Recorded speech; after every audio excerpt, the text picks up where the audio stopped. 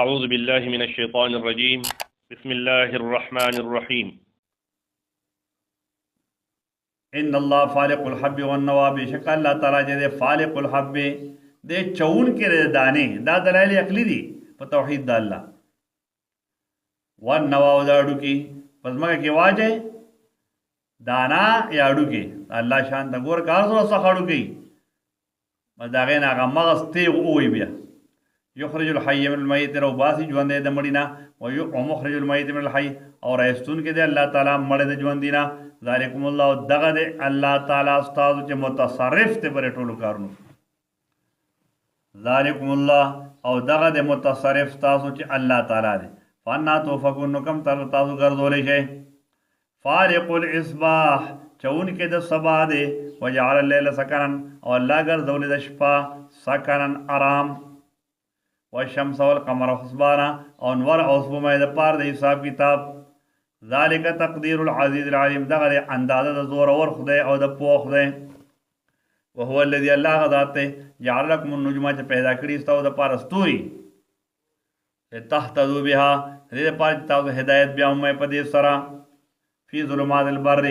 پتیارو د وچه کې ول بحر او دریاب کې قد فصلنا الآیات یقینا مونږه په تفصیل سره بیان کړی دي آیاتونه چې دلالت کوي په توحید د الله لقوم یعلمون د پاره هغه قوم چې هغه پوهیږي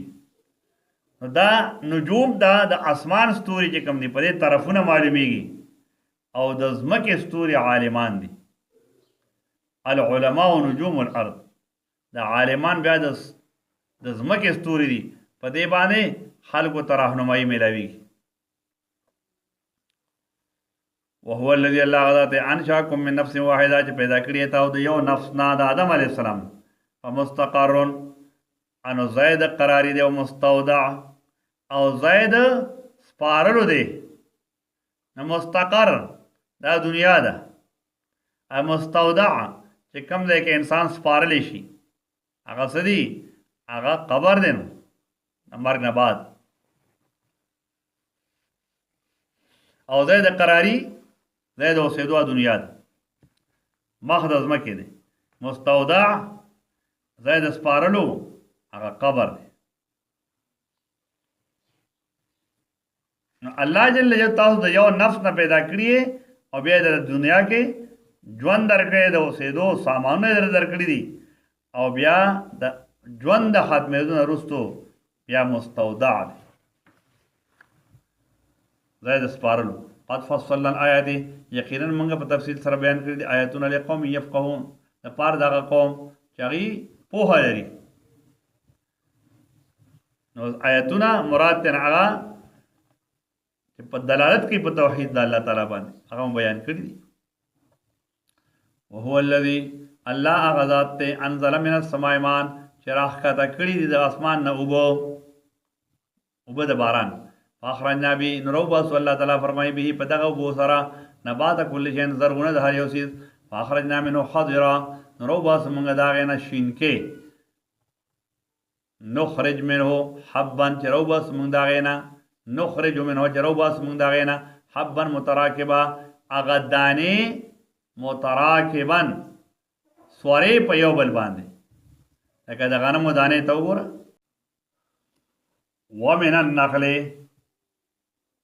من طلعها قنوان دانیه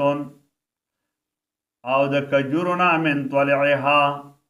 طلع اصل کې ویل شي دغه وګوتا قنوان دانیه اغنچکونا نږدې یو بلتا وجنات من اعناب باغونه د انګورو والزيتون د انارو د خونو والرمان د انارو مشتبهان چې یو شانتی دي پس کې په ونه کې او په پاڼه کې وغیر متشابه او نه دی یو شانته په میوو کې دا د زیتون او د انار دا ونه بالکل یو شانتی د خونه ونه او د انار ولکه میوه چې کوم دی که پاڼه مې یو شانتی خو میوه جدا جدا دي انظروا الى ثمره وګورئ تاسو هغه میوه د هر یو ته اذا اسمر کله چې میوه ونیسي وینعه او پوخوالي د دې ته ان فی ذلکم یقینا پدې کې تاو د پار له آیتن خامخانه د قدرت د الله تعالی دی لقوم یؤمنون د پار د قوم چې ایمان لري وجعلوا لله شرکاء الجن او دی ګرځولي د الله تعالی د پر شریکان د جناتونه او د ملائکونه وخلقهم او الله پیدا کړی دی لرا وخرقوا له بنین بنات او دی پیدا کړی دی د الله د پر ځامن او لونه بغیر علمین په جهالت سره پنا پوتیا سره